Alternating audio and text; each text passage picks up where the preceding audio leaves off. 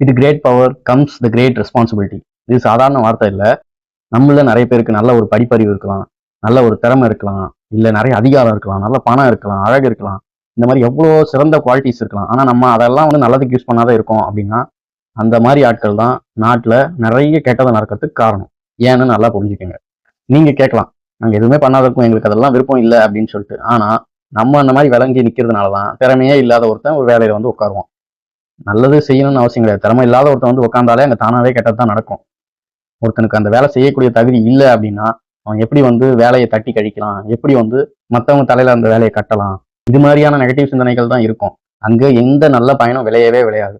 So உங்களுக்கு திறமையோ அறிவோ படிப்போ அழகோ ஏதோ ஒரு திறமை, ஏதோ ஒரு கிஃப்ட் கார்டு உங்களுக்கு கொடுத்துருக்காருன்னா அதை நீங்கள் நல்லதுக்கு யூஸ் பண்ணி தான் ஆகணும். அப்படி யூஸ் பண்ணாத பட்சத்தில் நீங்கள் தான் கெட்டதுக்கு வழி வைக்கிற ஆள். நீங்கள் ஒன்றும் இந்த உலகத்தையே தலைக்கீழ திருப்பி போட வேணாம், பல பேர் வாழ்க்கையில் விளக்கெல்லாம் ஏற்றி வைக்க வேணாம். உங்களால முடிஞ்ச ஒருத்தர் 2 பேருக்கு உங்களோட திறமையோ இல்ல அறிவியோ ஏதோ ஒரு விஷயத்தால நீங்க ஒருத்தருக்கோ 2 பேருக்கோ அவங்களோட வாழ்க்கையில முன்னேற்றத்தை கொண்டு வந்தா போதும். அதுக்கு மேல நிறைய தேவையே கிடையாது.